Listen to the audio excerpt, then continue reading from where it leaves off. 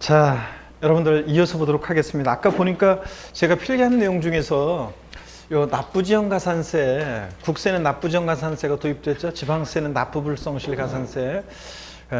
그래서 국세는 요 가산금과 납부불성실가산세 헷갈리다고 요 두 개를 통합해서 국세는 납부지연가산세가 시행이 됐고 2020년도부터 지방세는 여전히 가산금과 납부불성실가산세가 분리가 되어 있습니다. 지방세는. 그래서 통합된다고 이제 하는데 아직 통합이 안 됐. 법은 아직 통과 안 됐고 상임위 계류 중이고요, 국회. 자, 그래서 그런데 자 보시면은 기본소는 이제 기본소는 내년부터 강의할 거라 기본소는 개정안에 의해서 일단 그 책을 썼어요. 근데 이제 만약에 통과 안 되면 그럼 망하는 거지 뭐 저는. 그것도 정원표로 해야 되고 그렇다고 또 개정안이 나와 있는데 그거 만약 개정안을 반영 안 하고 책을 써놓으면 또 그러면 나중에 1월 달에 아니 12월 말에 통과가 됐다 국회에서 그러면 또 책을 어떻게 할 수도 없잖아요. 그래서 일단은 저희들이 항상 그런 문제점이 있어요. 그래서 책을 일단 써놓는데 세법은 그래서 정오표를 이렇게 항상 내릴 수밖에 없어요. 이게 뭐 법이 수시로 바뀌고 개정됐다고 된다고 했다가 안 바뀌기도 하고 또 개정안에 처음에는 개정안에 없었다가 나중에 국회 본회의 통과될 때 슬쩍 또 들어가는 내용도 있고 막 그래요. 그래가지고 어쩔 수 없습니다. 근데 자 아까 설명한 것 중에서 제가 납부정가산세 가산금 3% 납세 고에서 발부하는 경우만 적용된다 3%는 그리고 납부불성실 가산세가 통합된 거였는데 그 납부불성실 가산세를 제가 이 숫자를 1일 0.05%인데 자 1일 0.05%가 아니라 자 1일 0.25%가 아니라 0.02%. 아, 여기 0이 더 들어갔어야 돼요. 다 알아서 세 개 들었었죠, 여러분들? 네, 제가 그래서 이것도 빠지면 또 질문이 또 계속 들어오고 막 그래가지고 큰일 났네, 이거. 아까 시간만 수업 듣고 안 들으신 분들은 또 수업 듣다가 또 뭐야, 이거 딱 해가지고 딱 또 질문하실 분들이 계실 것 같아. 1일 0.02%입니다. 그리고 이런 거 막 물어보시는 분 계시는데 우리 세법은 천분율 단위로 만분율 단위로 이렇게 우리가 이제 나와요. 시험에서는 이 10만 분의 25 이렇게 나와요. 10만 분의 25. 그다음에 만분의 아까 75 이런 식으로 나와요. 근데 우리가 공부할 때는 기억하기 좋게 위해서 그냥 10만 분의 25 그러면 0.025% 이렇게 우리가 공부하는 거고요. 근데 공부할 때는 그렇게 하는데 근데 이제 시험에서는 10만 분의 25 이렇게 나옵니다. 자, 그러니까 그런 것들은 여러분들 알아서 새겨서 이제 들으시고요. 그다음에 뭐 이런 거 뭐 물어본 분이 계시는데 우리가 1%는 1%죠? 1%는 뭐예요? 100분의 1이고 100분의 1이고 그렇잖아요, 여러분들. 0.1%면 1000분의 1이고 1000분의 1이고 그렇잖아요, 여러분들. 예? 그다음에 0.01%면 요거 뭐예요? 만분의 1이고 예? 자, 그다음에 0.001%가 요게 뭐예요? 10만 분의 1이고 이렇게 되는 거예요, 여러분들. 예? 근데 그래서 우리가 10만 분의 25 그러면 10만 분의 25 그러면 0.025%가 되는 거고. 이해되십니까, 여러분? 그런 건데 이게 요 10만 분의 25면 0. 그냥 25%가 아니라 왜 이게 0.025%가 되냐고 막 하면서 그러니까 10만 분의 25 그러면 이게 이제 어떤 수강생님 질문하신 게 10만 분의 이거 0.01% 같으면 이제 10만 분의 이게 아니라 1000분의 1 아닌가요? 막 이렇게 질문하시는 분도 있고 어떤 분은 0.025%가 요게 1000분의 1이 아닌가요? 이렇게 지금 또 질문하신 분도 있고 그래. 1000분의 1 아닌가요?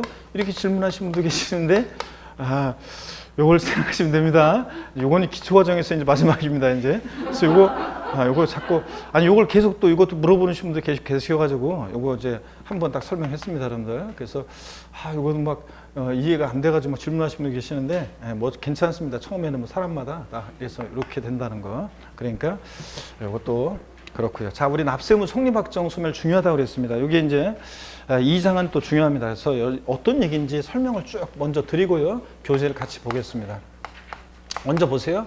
세금 납부할 의무 있잖아요. 납세의무는 이게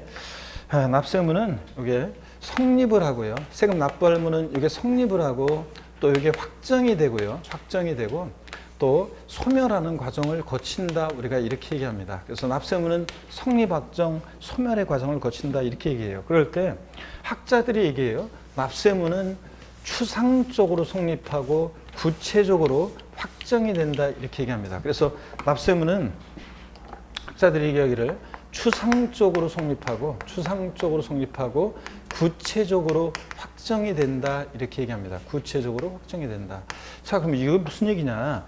자, 근데 시험에서 뭐 이걸 뒤바꿔서 나오고 그러지는 않습니다. 학자들이 얘기하는 거라 법률에 규정된 게 아니라 납세의무는 추상적으로 성립하고 구체적으로 확정이 된다. 무슨 얘기냐? 취득세로 한번 예를 들어보겠습니다.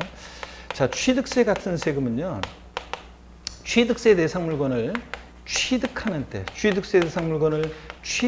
때 납세의무가 추상적으로 성립한다 이렇게 얘기합니다. 우리가 첫 주에 매매의 경우를 제가 예를 들었어요.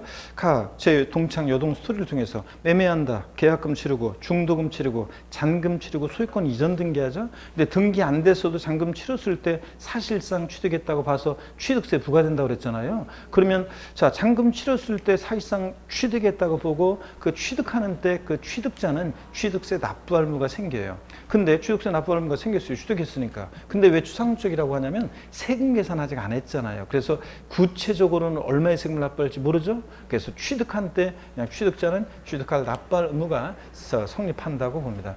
그 다음에 납세의무 확정이라는 것을 항상 보시게 되면 뭘 떠올리면 되냐면 납세의무 확정은 누가 세금을 계산하느냐, 징수 방법을 떠올리시면 돼요. 누가 세금 계산하느냐. 여러분 취득세는 신고 납부하는 세금이라고 배웠어요. 신고 납부하는 세금이니까 원칙적으로 누가 세금을 계산해요? 납세의무자가. 자, 그러니까 취득세 같은 세금은 신고 납부하는 세금은 납세의무자가 납세의무를 확정해요. 근데 어느 때 확정이 되느냐? 자기 골방에서 세금을 계산했다가 던지고 거실 나와서 누워서 세금 계산하고 찍고 아무도 모르잖아요. 자, 납세의무자가 계산된 세금을 과세 주체에게 신고하게 되면 그러면 세금 계산이 확실하게 됐잖아요. 그래서 취득세 같은 신고 납부하는 세금은 신고하는 때 납세의무가 구체적으로 확정이 된다 이렇게 얘기합니다. 시험 문제는 어떻게 나오냐면요. 다음 원칙적으로 납세의무자가 과세표준과 세액을 과세관청에 신고하는 때 납세의무가 확정되는 지방세는, 국세는 이렇게 물어봐요. 그러면 신고하는 때 납세의무자가 원칙적으로 과세표준과 세액을 과세관청에 신고하는 때 확정되는 지방세가 어떤 거냐? 어떤 겁니까? 취득세, 등록면허세, 이런 애들, 양도소득세, 이런 애들 신고 납부하는 세금은 어느 때? 신고하는 때 확정됩니다. 자, 그 다음에요. 납부를 하게 되면, 세금 납부하게 되면 납부할 의무는 소멸하겠죠? 네, 그래서 납부 등을 통해서 소멸합니다. 그래서 취득세는 취득세 대상 물건을 취득하는 때 납세의무 추상적으로 성립하고 납세의무자가 과세금과 세액을 과세관청에 신고함으로써 납세의무가 구체적으로 확정이 되고 또 납부 등을 통해서 소멸한다 이렇게 얘기합니다. 자, 그러면 또 재산세로 한번 예를 들어볼게요. 재산세 같은 세금은 과세 기준일이 있는데 과세 기준일 6월 1일에 정확히 얘기하면 6월 1일에 재산세는 납세의무가 추상적으로 성립한다 얘기합니다. 자, 그럼 용어 설명을 드려볼게요, 여러분들. 과세 기준일이란 말이 있는데 과세 기준일, 과세 기준이 되는 날이에요. 과세 기준일. 자, 과세 기준이 되는 날을 정해놓고 부과하는 세금들이 있는데 이런 거예요. 취득세는 취득할 때 부과잖아요. 등록면허세는 등록할 때 부과해요. 양도소득세는 양도할 때 부과해요. 근데 문제는 여러분 보세요. 재산세 같은 거 한번 예를 들어볼게요. 어떤 사람이, 갑이라는 사람이 자신의 부동산을 2월 달에 을한테 팔았어요. 을이 그것을 사가지고 2월 달에 사서 5월 달에 병이라는 사람한테 팔았어요. 병이 그것을 사가지고 10월 달에 정이라는 사람한테 팔았어요. 그러면 당연도 재산세는 갑을, 병, 정 중에서 누구한테 세금을 부과할 것이냐. 이게 문제가 되겠죠? 그렇잖아요. 그래서 그런 세금들, 재산세라든가 친구 따라 나와야지 항상 지역자원시설세, 소방분. 자, 재산세 친구, 그 다음에 종합부동산세. 얘네들은요, 과세 기준일을 두고 있는데 매년 언제냐면 6월 1일이에요. 자, 얘네들은 6월 1일을 과세 기준으로 해가지고 여러 가지 것들을 판단합니다. 한번 예를 들어볼게요. 만약에요, 여러분, 어떤 건축물이 있는데 이 건축물이 예를 들어서 2021년도 5월 20일 날 만약에 폭삭 멸실을 했어요. 그래서 건축물로서의 재산적 가치를 상실했을 때 당연도 2021년도에 이 건축물에 대해서는 재산세를 부과할 것인지 이게 문제가 되겠죠? 자, 그래서 재산세 부과할 것이냐. 부과하겠습니까, 여러분? 예? 자, 한번 생각해 보세요. 그러면 6월 1일 기준으로 판단해요. 재산세는 6월 1일 날 봤더니 얘는 있어요, 없어요? 없으니까 이 건축물은 당연히 재산세 대상이 아니에요. 아니요. 5월 19일까지는 존재했으니까 1년분 재산세 중에서 1월 1일부터 5월 19일까지 분은 과세하고 그 이후 부분은 과세하지 않고 이렇게 안 분해야 되는 거 아닌가요? 아니에요. 그냥 재산세는 6월 1일 기준으로 해서 이게 대상이 아니면 재산세 대상이 아닙니다. 또 보세요. 만약에 갑과 을이라는 사람이 부동산을 매매하는데 2021년 5월 31일 날 잔금을 치렀어요. 을이. 근데 등기는 을명의로 등기는 6월 20일 날 등기가 됐어요. 그랬을 때 당연도 재산세는 매도인 갑, 매수인 을 중에서 누가 될 것이냐. 이게 문제가 되겠죠? 언제 기준으로 판단한다고요? 6월 1일이요. 역시 6월 1일 날 봤더니요. 자, 공부상으로는 여전히 누구 소유예요? 갑. 네, 공부상으로 여전히 갑 소유입니다. 6월 1일 날은. 그런데 5월 30일 날 잔금 치렀으니까 이 집 열쇠 받고 등기 전에 필요한 서류 남겨받고 누가 지금 사실상 소유하고 있어요? 매수인 을이 사실상 소유자잖아요. 이럴 때 재산세는 누가 납세무자가 될 것이냐. 미리 말씀드리면 나중에 배울 거를. 재산세는 등기 등록과 무관하게 6월 1일 현재 재산을 사실상 소유하는 자가 원칙적으로 납세무자가 돼요. 자, 이렇게 해서 재산세 이것이 대상이 되는 물건인지 누가 납세무자가 되는지 이런 것들을 다 언제를 기준으로 판단한다고요? 과세 기준 6월 1일을 자, 기준으로 판단합니다. 그래서 얘네들은 6월 1일 기준으로 이런 것들을 판단합니다. 또 과세 기준일을 두고 있는 세금이 또 있어요. 어떤 게 있냐면 주민세 일부가 그래요. 주민세. 그래서 주민세는 제3분과 현재 제3분과 그 다음에 균등분, 종업원분으로 나눠지는데 종업원분은 생략하겠습니다. 자, 이렇게 나눠져요. 근데 내년도에 지금 현재 입법례가 나와 있는 것이 내년도에 제3분은 이게 사업소분으로 바뀌고 사업소분으로 또 그 다음에 균등분은 내년부터 개인분으로 바꾸겠다고 입법 예고가 되어 있어요. 그런데 아직은 법 통과 안 됐으니까요. 한번 보세요. 제3분 주민세는 어떤 세금이냐면 시군군에 사업소를 둔 자한테 사업소 어떤 거냐고요? 여기 창문만 열어보세요. 우리 건물 지금 위에도 막 다 사업소 투성이고 밑에도 1층도 사업소 투성이죠. 막 김밥집 무슨 음식점 막 깔려 있잖아요. 편의점도 있고 막 등등. 자, 그래서 시군군에 사업소 둔 자한테 사업소 연면적에 따라 부과하는 주민세인데 얘는 과세 기준일에 납세무 성립하는데요. 자, 언제냐면 과세 기준일인데 얘도 과세 기준일에 납세무 성립하는데 얘는 언제냐면 7월 1일입니다. 7월 1일. 개인분, 이 균등분 주민세는 어떤 거냐면 시군구 내에요. 재산이 없어도 주민등록 전이만 돼 있어도 그 세대주한테 균등하게 부과하는 주민세입니다. 저희 동네는 세대주들한테 주민등록 전이만 돼 있으면 균등하게 저희 동네는 12,000원인가 뭐 얼마씩 주민세 내요. 1년에 한 번씩. 예? 다 내잖아요, 여러분들. 여긴 재산이 없어도 다 내는 거예요. 이건 주민등록 전입만 돼 있어도. 자, 그러면 그럴 때 얘네들은 균등분도 똑같아요. 과세 기준일에 납세무 성립하는데 매년 언제다? 7월 1일. 자, 과세 기준일을 두고 있는데 7월 1일입니다. 그래서 이렇게 해서 시험에 한번 시험에 29회 시험 때 옳은 거, 납세무 성립시키 옳은 거 골라라. 제3분 주민세 7월 1일. 이래가지고 옳은 정답으로 나왔었고요. 또 이렇게 나올 수도 있습니다. 제3분 주민세는요, 이제 사업소분으로 바뀌는데 이 제3분 주민세의 납세무 성립 시기는 재산세 과세 기준일이다. 보면서도 여러분들 제3분 주민세의 납세무 성립 시기는 재산세 과세 기준일이다. 재산세 과세 기준일이면 6월 1일이라는 얘기인데 얘는 언제예요? 7월 1일. X입니다, 여러분들. 자, 그래서 이렇게 알아두시고요. 자, 그럼 다시 쉬워요. 재산세는 과세 기준일 6월 1일 날 재산을 사실상 소유하고 있으면 이자가 재산세 납부할 의무가 생깁니다. 근데 왜 추상적이냐고요? 아직 세금 계산 안 했잖아요. 구체적으로 모르죠? 자, 그러면 납세금 확정인데요. 납세금 확정이란 말을 보면 누가 세금 계산하냐는 건데 재산세는 원칙적으로 납세무자가 세금 계산해요? 과세관청에서 계산해요? 과세관청에서 세무공무원이 보통 징수하니까 재산세는 과세관청에서 세금 계산합니다. 자, 용어 설명드리면요.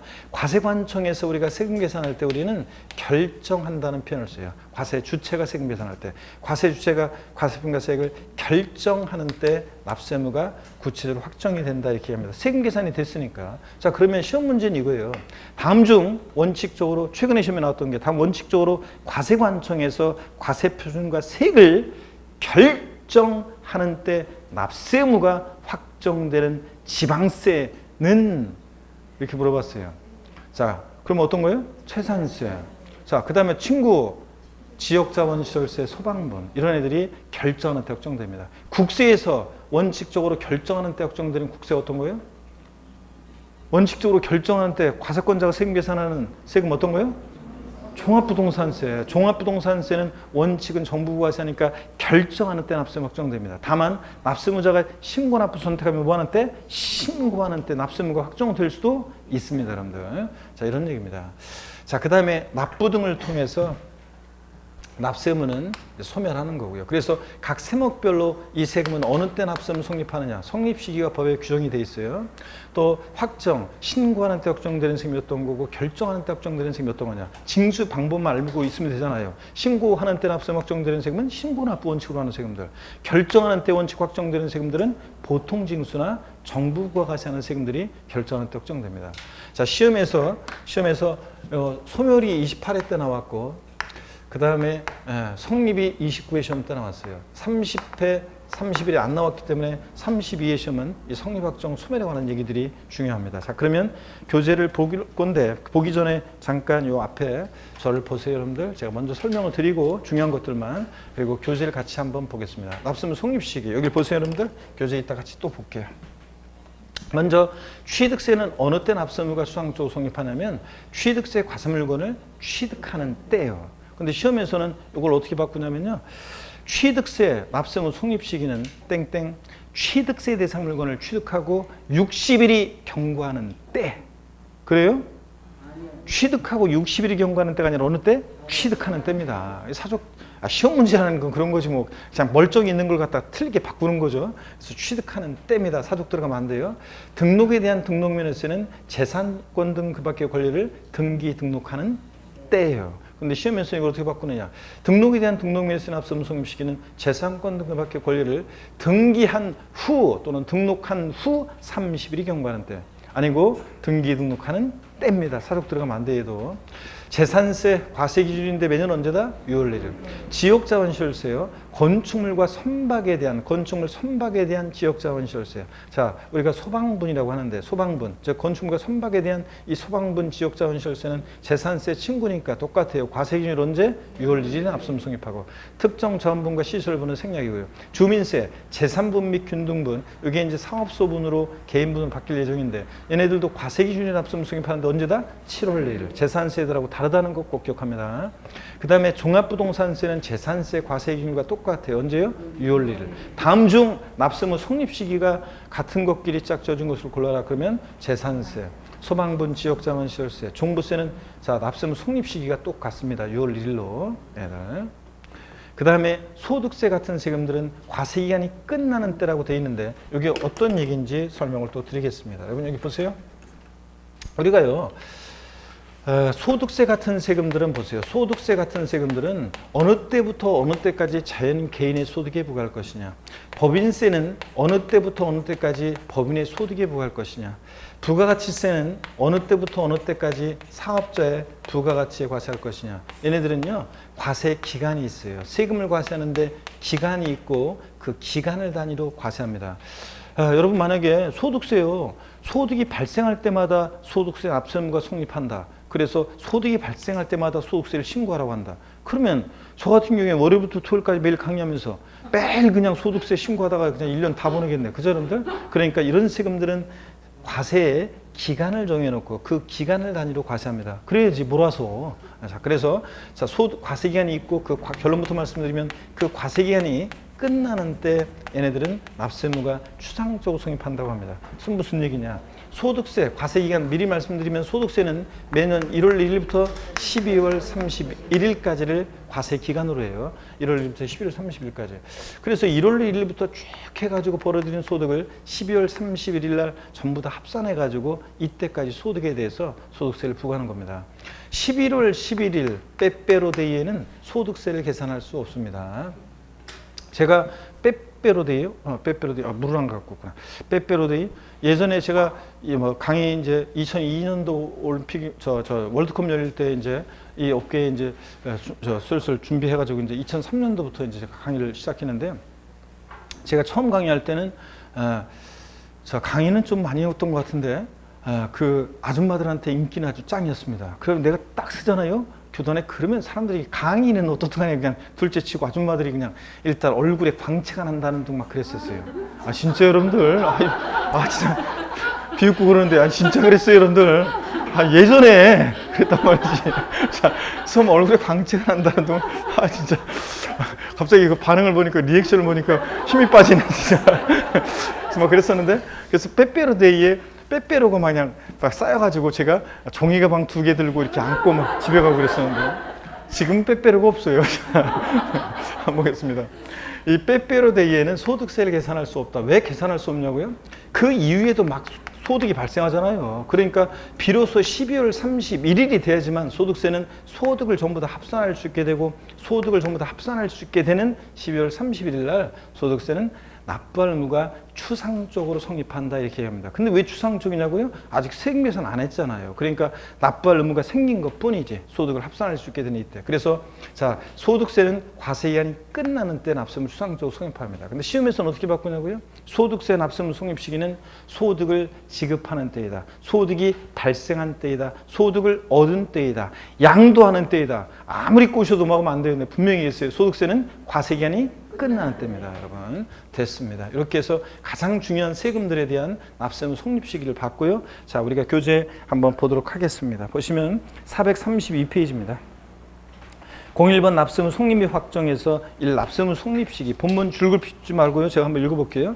납세의무는 성립 확정 소멸의 과정을 거친다. 이때 납세의 성립 시기란 세법이 정한 과세 요건을 충족한 때 추상적으로 납세의무가 성립하는 시점을 말하는데 지방세 납세의 성립 시기요. 취득세 밑줄입니다. 취득세 과세 물건을 뭐 하는 때? 취득하는 때입니다. 취득하는 때. 사족 들어가면 안 된다고 그랬어요. 등록에 대한 등록면허세. 자, 등록면허세는 등록에 대한 것과 면허에 대한 것으로 나눠지는데 나중에 등록면허세 할 때 우리가 자세히 배울 건데요. 그냥 등록에 대한 등록면허세만 시험에서 중요합니다. 면허에 대한 건 안 나와요. 그래서 등록에 대한 등록면허세 밑줄입니다. 재산권과 그 밖의 권리를 뭐 하는 때? 등기, 등록하는 때입니다. 밑줄자.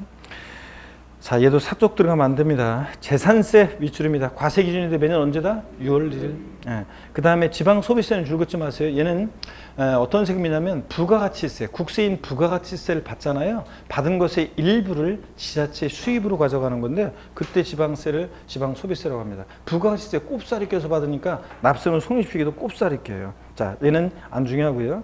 그 다음에 주민세, 재산분과 균등분 밑줄입니다. 과세 기준인데 매년 언제다? 7월 1일이요. 이제 물론 명칭이 바뀔 예정인데 바뀌면 그때 또 기본소 할 때 이제 하면 되는 거고요. 현재는 재산분과 균등분, 과세 기준 7월 1일. 재산세하고 다르다는 거 꼭 주의하고. 종업원부는 생략이고요. 지방소득세 참고적으로요. 예, 지방소득세는 소득세, 법인세, 납세의무자가 내는 세금이니까 소득세, 법인세 따라갑니다. 그래서 소득세, 법인세, 납세의무 성립하는 때예요. 그러니까 지방소득세, 개인 지방소득세 같으면 얘는 과세기한이 끝나는 때예요. 소득세 따라가니까 참고고요. 자, 433페이지 지역자원시설세 밑줄은 소방분, 건축물 및 선박에 대한 이 소방분 지역자원시설세만 밑줄입니다. 재산세 친구니까 똑같죠? 과세 기준인데 언제다? 6월 1일 밑줄이요. 그리고 특정 자원부는 그냥 참고적으로 읽어보는 거예요. 아, 이럴 때 부과하고 이럴 때 뭐 납세의무 성립하는 거라 이렇게. 이제 특정 자원분이 내년부터는 세목이 세분화됐죠. 특정 자원분 및 특정 시설분으로 이제 세목이 세분화됩니다. 그 다음에 지방교육세 같은 세금은 지방교육세를 조세 총론에서 보면 항상 뉘집 자식이냐 족보 떠올려야죠. 뉘집 자식입니까? 지방세고 목적세고 부가세입니다. 부가세니까 유치원 다니는 어린이가 얘기해 줬어요. 그때그때 달라요. 그래서 지방교육세는 과세 표준이 되는 세목의 납세의무 성립하는 때, 즉 본세 따라간다는 거예요. 그래서 취득세 부가세일 때 지방교육세는 취득하는 때, 재산세 부가세일 때는 과세 기준이 되는 납세의무 성립한다는 얘기예요. 자, 지금은 줄 긋지 말고 그냥 그렇구나 하고 지나갑니다. 그 다음에 11번 있잖아요. 11번 수시로 부과하여 징수하는 지방세. 자, 요거 밑줄입니다. 수시 부과할 사유가 발생한 때입니다. 절 보셔야 돼요. 자, 꼭 절 보세요. 수시부가에서 징수하는 지방세 납세의무 성립 시기는 언제냐? 절 보셔야 되는데 꼭 안 보는 분들 안 보고 그냥 혼자 이렇게 하고 그러면 시험장에서 생각이 안 난다니까. 제가 안 떠오른다니까. 수시부가할 사유가 발생한 때입니다. 자, 왜 이렇게 하냐고요? 시험에서 자, 수시부가에서 징수하는 지방세 납세의무 성립 시기는 수시부가하는 때 맞아요? 아니, 수시부가할 사유가 발생할 때지 수시부가하는 때 아니에요. 또 그 다음에 자, 수시부가 있어 징수하는 지방세는 수시부갈 사유가 발생하고 30일이 경과하는 때. 그래요? 아니에요. 수시부갈 사유가 발생한 때지. 이렇게 기억합니다, 여러분. 밑줄이고 국세인 납세무 성립 시기 봅니다. 소득세, 법인세, 부가세 밑줄이요. 과세기한이 끝나는 때입니다. 밑줄. 그래서 소득 얻은 때, 소득 발생할 때, 소득 지급하는 때, 양도하는 때 막 보셔요. 넘어가면 안 됩니다. 그 다음에 인지세는 문서에 부과하는 국세인데 문서 작성하는 때고, 농어촌 특별세 뉘집자식이냐 국세고 목적세고 부가세잖아요. 부가세니까 얘도 본세 따라가요. 세법에 따른 본세 납세무 성립하는 때. 그래서 취득세 부가세일 때는 취득하는 때, 종합부동산세 부가세일 때는 농특세가 과세 기준일 6월 1일 이런 식으로요. 여하튼 그러니까 뭐 지방교육세나 농특세는 따로 기억할 게 아니라 그냥 성격이든 징수 방법이든 납세무 성립식이든 부가세들은 뭘 따라간다? 본세 따라간다. 이렇게만 아시면 돼요. 자, 그리고 여러분 종합부동산세 밑줄입니다. 과세 기준일 매년 언제요? 6월 1일. 재산세하고 똑같다는 거. 그리고 가산세 납세무 성립 시기가 납부지원 가산세 때문에 복잡하게 되는데 지금 신경 쓰지 마세요. 동그라미 8번입니다. 역시 밑줄이요. 수시로 부과하여 징수하는 지방세처럼 국세 어느 때냐? 수시부갈 사유가 발생할 때. 올렸다 내려져 이것도 역시 이거 자 이렇게 해서 하고 434페이지 보겠습니다. 434페이지. 2번 납세무 확정입니다. 자, 납세무 확정을 보니까요. 교재 또 봅니다. 교재 거기 나와 있는데 일단 여기 한번 보세요, 여러분들. 납세무 확정. 자, 어떤 얘기냐면 납세무 확정이라는 말을 보면 항상 누가 세금 계산하냐는 거고 징수 방법만 알면 돼요. 이게 신고 납부하는 세금은 자, 누가 원칙적으로 납세무를 확정해요? 납세무자가 세금 계산하잖아요. 납세무자가 납세무를 확정하는데 어느 때 확정이 되느냐? 과세표준과 세금을 뭐 하는 때? 신고하는 때 확정됩니다. 그래서 시험 문제는 납세무자가 과세표준과 세금을 원칙적으로 신고하는 때 납세무 확정되는 지방세가 어떤 거냐? 국세가 어떤 거냐 물어봐요. 신고하는 때 확정되는 지방세 어떤 거예요? 취득세, 등록면허세 이런 애들. 지자로 이름 시작하는 네 가지. 이런 애들이 신고 납부하니까 신고하는 때 확정됩니다.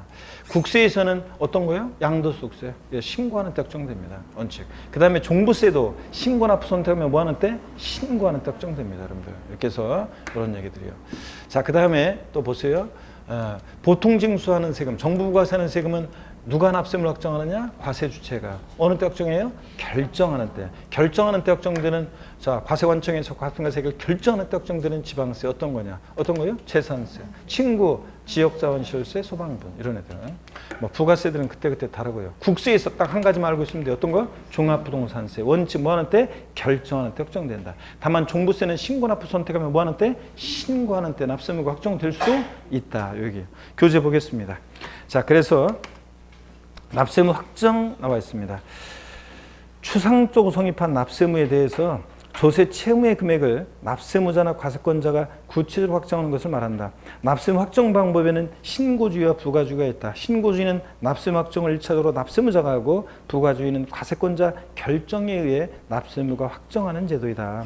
지방세 다음의 구분에 따른 시기에 세액이 확정된다. 납세무자가 과세권자 세액을 지자체에 신고 납부하는 지방세는 어느 때? 신고하는 때. 지방세 과세권자 세액을 지자체가 결정하는 경우에는 어떤 때? 결정하는 때 확정된다. 자, 그 다음에 그 신고 납부하자는 지방세는 해당 지방세 과세권자 세액을 지자체가 결정하는 때 되어 있습니다. 여러분 어떤 거냐면 여러분 보세요. 여기 보세요. 취득세 같은 애들은 원칙 신고하는 때 확정이 되는데 납세무자가 무신고하면 그대로 끝나는 거 아니죠? 아까도 징수 방법이 왔지만 납세무자 신고 납부해야 되는데 안 하면 그대로 끝나는 게 아니라 가산세 적용되고 가산세부터는 과세권자가 다시 세금 계산해가지고 합한 금액을 납세 고의소 발부한다고 그랬잖아요. 그러니까 자, 취득세는 원칙은 신고하는 때 확정되지만 납세무자가 무신고하면 예외적으로 뭐 하는 때? 결정하는 때 납세무가 확정될 수도 있다는 얘기입니다. 신고 안 하면. 자, 그런 얘기예요. 자, 이해하시면 되고요. 자, 그 다음에 동그라미 2번은 신경 쓸 필요 없어요. 특별징수 이런 거는.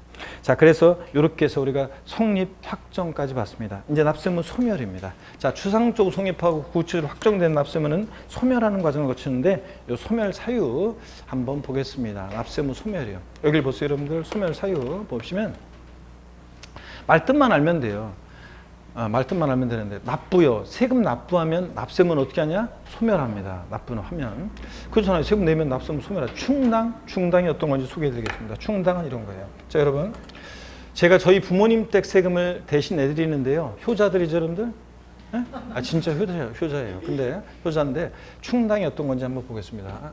이쪽에 충당 설명드리면 예를 들어서 저희 그 부모님 댁에 이런 안내문이 온 적이 있어요. 세금을 다 대신 내드리는데 돈은 받습니다. 부모 자식 간에도 공과 사는 분명하게 합니다. 저희는.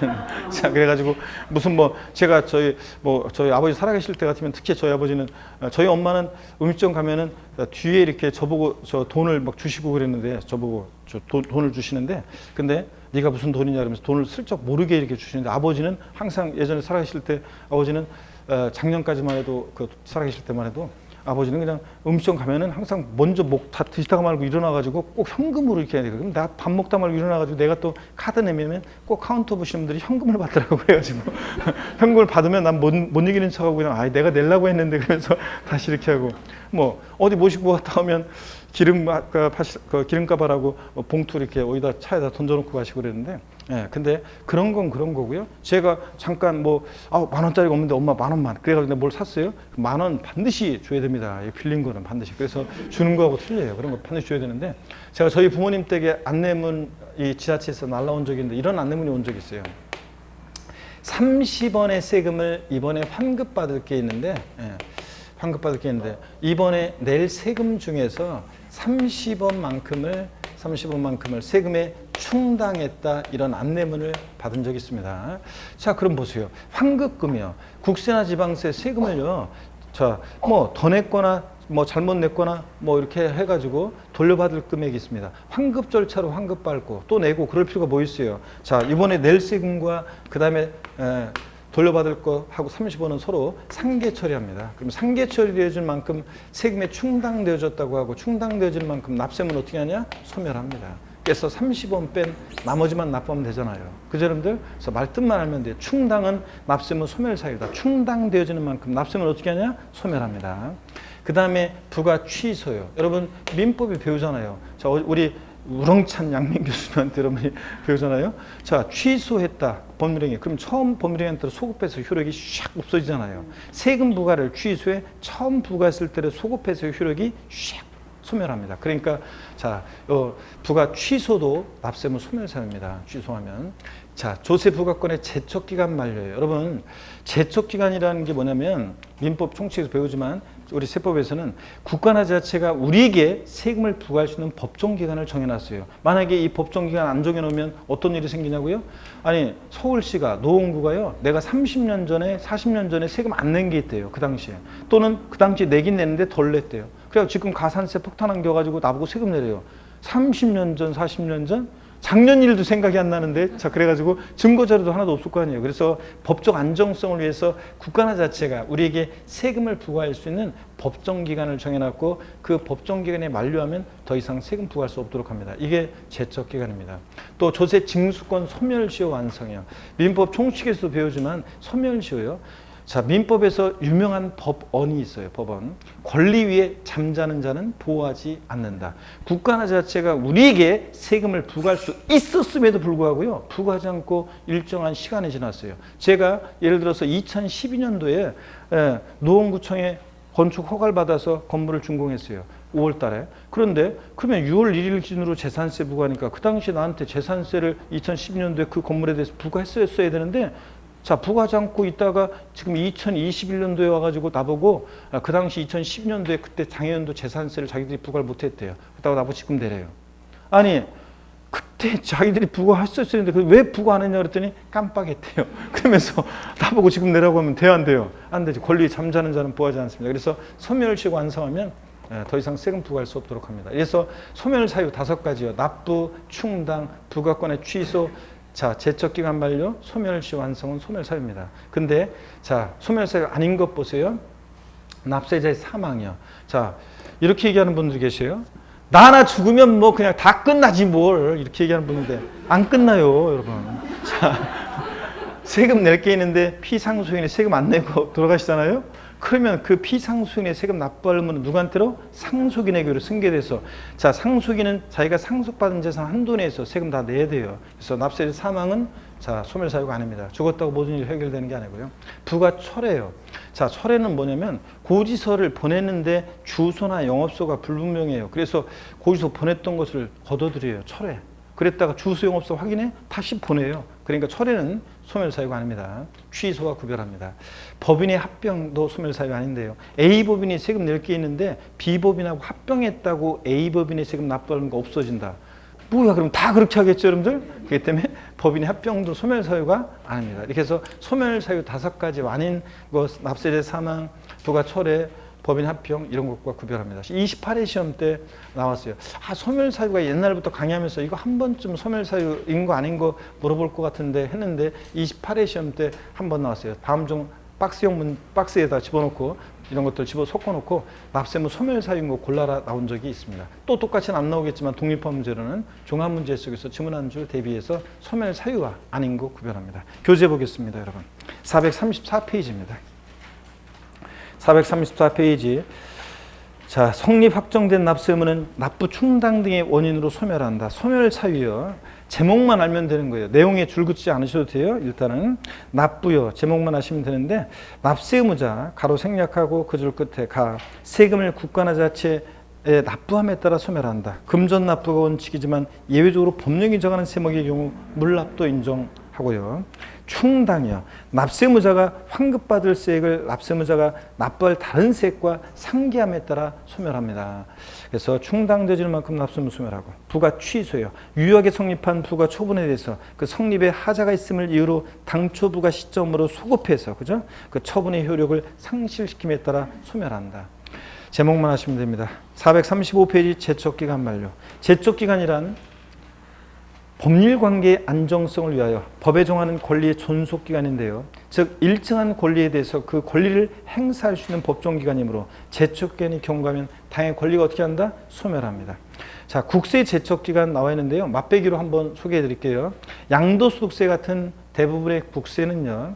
사기나 그 밖에 부정한 행위로 조세를 포탈한 것 경감받았다. 사기쳤다. 그럼 몇 년이요? 10년간 제척기간 정도입니다. 자, 그래서 어떤 수강생분이 저한테요. 교수님 제가 다운계약서 써서 양도세 신고했는데요. 4년 좀 지났어요. 아니, 실제로 물어본 거예요. 4년 좀 지났는데 뭐 별일 없겠죠? 물어보는 분. 몇 년 동안 별일 없어야 돼? 10년간 벌법구사를 썼습니다. 10년간 부과할 수 있고.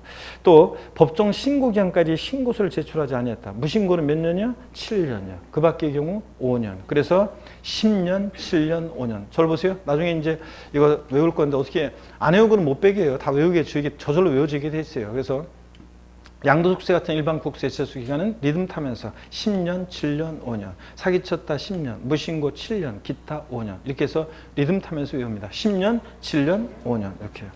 그 다음에 동그라미 2번 지방세 제척 기간도요. 10년, 7년, 5년이에요. 사기쳤다 10년, 무신고 7년, 기타 5년인데 거기 니은, 디귿, 리을 이런 건 읽어보지도 마세요. 지금 나중에 개념들을 배워야 되기 때문에 지금 시간 쓰지 마시고요. 그냥 10년, 7년, 5년 아시면 됩니다. 징수권 소멸시 완성입니다. 양가로 5번이요. 자, 읽어보겠습니다. 제가 소멸시효란 권리자가 그 권리를 행사하지 않는 기간이 장기간 계속되는 경우에 그 상태를 그대로 인정하는 제도이다. 그러므로 국가 자체가 징수권을 일정 기간 행사하지 않는 경우에 그 징수권을 소멸하는데요. 동그라미 1번 지자체 징수 및 징수를 목적으로 하는 지자체의 권리와 그 국세 징수를 목적으로 하는 국가의 권리는 그 권리를 행사할 수 있는 때부터 다음의 구분에 따른 기간 동안 행사하지 않으면 시효로 인해서 소멸한다 그랬습니다. 넘어갑니다. 자, 그래서 넘어가시면 여기다가 막 줄 긋고 그런 사람도 계시는데 여기 줄 긋는 게 아니라 이런 거는 뭘 줄 긋게 보이세요? 그냥 여러분들 줄 긋지 마시고 이런 거는 포인트가 없잖아요. 어디에 포인트가 있냐? 436페이지야. 자, 소멸시효 기간은 알아두셔야 되는데요. 지방세가요. 2019년도까지는 금액 상관없이 무조건 자, 세금 부과할 수 있는 때부터 5년 지나면 시효가 완성했는데 2020년도부터 금액에 따라 나눠졌어요. 자, 그래서 국세처럼. 그래서 지방세는 5천만 원 미만은 몇 년? 5년에 소멸시효. 5천만 원 이상은 몇 년? 10년에 소멸시효 적용됩니다. 이거 알아두시고 2020년 개정세법이니까. 국세는 금액이 틀려요. 5억 원 미만은 몇 년? 5년. 5억 원 이상의 국세는 몇 년? 10년에 소멸시효가 적용됩니다. 이렇게 딱 알아두시고요. 그 다음에 2번 소멸사유에 해당하지 않는 경우 부가권의 철회 하나하나 다 체크입니다. 법인의 합병, 납세자의 사망 등에 대해서는 납세의무 소멸되지 않는다 밑줄이에요. 소멸사유인 것과 아닌 것 구별합니다. 자, 이렇게 해서 제1편 조세 총론 다 받고 이제 제2편 지방세입니다. 취득세 등록면허세, 재산세를 중심으로 우리가 공부합니다. 이제 뭐 강론으로 넘어왔으니까 재미없는 조세 총론 끝났으니까 이제 그래도 좀 강론으로 넘어와서 좀 낫네. 자, 봅니다. 제2편 지방세에서 취득세입니다. 438페이지 펴놓으시고요. 우리가 취득세는 여러분 보세요. 취득세는 여기 한번 보겠습니다. 취득세는 취득세는요. 어떤 것들을 테마로 출제가 되고 공부하냐면요. 여기 봅니다, 여러분. 취득세는 선언 문제가 출제가 되죠. 취득세는 선언 문제가 출제가 되는데, 근데 어떤 것, 이 31회 시험만 특이하게도 이게 한 문제 나왔어요. 자, 1.5문제였긴 하지 뭐 등록면허세랑 묶어서 나왔는데 정답이 등록면허세에 있었으니까 결국 취득세만의 문제는 한 문제인데, 최근에 제가 뭐 한 근 10년 동안 취득세 문제가 그렇게 적게 나온 건데 처음이네 진짜. 10년이 아니라 여태까지 거의 역대급인 것 같아요. 한 문제 나온 적이 없었는데 하여튼 이번만 그랬습니다. 제가 32회 시험은 3문제 정도 출제 예상하시면 되고, 어떤 것들을 공부하느냐, 성격이요. 취득세는 어떤 성격의 세냐, 특징이요. 그 다음에 취득세는 취득에 부과하는 세금이에요. 그러니까 취득이라는 게 도대체 뭐냐, 취득의 개념과 유형이요. 취득은 뭐고 어떤 모습으로 취득되는지, 취득의 개념과 유형, 이런 것들. 또 취득세요. 과세 대상, 어떤 것을 취득할 때 부과될 것이냐, 취득세 과세상. 자, 요거는 것들은 주로 묶어가지고 이렇게 묶어서 주로 종합문제 속에서 이렇게 이런 것들은 지문 한 줄씩 나옵니다. 그 다음에 취득세요. 납세 의무자가 누가 되느냐. 취득세 납세 의무자는 있잖아요. 요거는 31회 시험에서 나올 가능성이 높았는데 문항수가 먼저 적다 보니까 한 문제다 보니까 주요 내용들을 골고루 섞어서 종합 문제로 나왔는데, 자, 만약에 32회 시험 같으면 문항수가 3문제 나오면 납세 의무자는 거의 나온다 생각하시면 됩니다. 취득세 납세 의무자 누가 될지. 그 다음에 취득세 취득의 시기요. 어느 때를 취득 시기로 할 것이냐. 취득세는 취득일로부터 60일 내 신고 납부합니다. 미리 말씀드리면. 그럼 언제부터 60일이냐? 매매 같으면 계약일로부터냐, 뭐 잔금지급일로부터냐, 아니면 등기일로부터냐. 이게 문제가 되겠죠? 그래서 취득 시기가 의미가 있다. 시험에서는 최근에 28회 때 독립한 문제로, 자, 30회 독립한 문제로, 자, 근데 31회 시험에서는 종합문제 속에서 지문 한 줄 나왔습니다. 그래서 취득 시기가 역시 또 32회 시험에서는 또 중요하다. 그 다음에 세금 계산을 해야 되는데요. 자, 세금 계산할 때는 과세 표준을 결정해야죠. 여기다가 곱하기 세율에서 산출세를 구합니다. 그랬을 때 취득세 세금 계산 어떻게 할 것이냐, 이거 중요합니다. 세율은요, 취득세에서 세율은 거의 매년 출제되어 왔습니다. 거의 매년 출제되다가 29회 때 안 나왔다가 그 다음에 30회 다시 나왔는데 31회 시험에서는 안 나왔어요. 자, 2020년도 7월 10일 부동산 대책에 따라서 우리 8월 12일 날 취득세 세율이 개정이 됐습니다. 그래서 그 개정 내용도 이번 31회 시험 대비해서 제가 정리도 해드리고 강의도 하고 문제도 만들고 했었는데, 근데 안 나왔어요. 우리가 이런 게 있어요. 어떤 내용이 요게 개정이 됐는데 중요해요. 그런데 출제 안 하는 게 있어요. 왜냐하면 어떤 거는 이걸 출제하려고 하다 보면 예외가 너무 많아가지고 어설프게 괜히 출제했다가 바로 이의신청 걸릴 것 같으니까 고민하기가 막 이것저것 많이 생각을 해야 되는데, 예외를 그러기에는 저 지문이 길어지고 또 아니면 문제 내기 애매하니까 그냥 귀찮으니까 출제 안 하는 경우도 있습니다. 그래서 이번에 세율이 그런 것 같아요. 자, 그런데 이제 시간이 지나면 32회 시험에서는 과세 표준과 세율이 중요합니다. 그래서 중요하다. 다른 세금도 세금 계산 어떻게 하느냐는 다 중요해요. 또 세금 계산했으면 내야 되겠죠. 납세지를 어디로 갈지, 관할에 관한 건데 세금 납부의 장소, 납세지요. 또 납세 절차, 취득세는 신고 납부하는 세금이라고 우리가 배웠잖아요.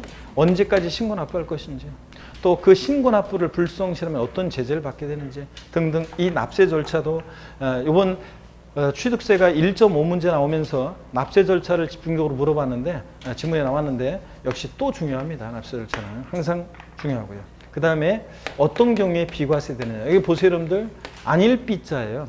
과세에서 제외하는 건데 취득세 어떤 경우에 비과세하느냐. 이 비과세가 이번 31회 시험에서도 문항수 적은데도 지문에 나왔고요. 또 종합문제 속에서 지문에 잘 나오고 최근에 또 독립화 문제도 나오고 그렇습니다. 그래서 이런 것들을 테마로 공부하는데요.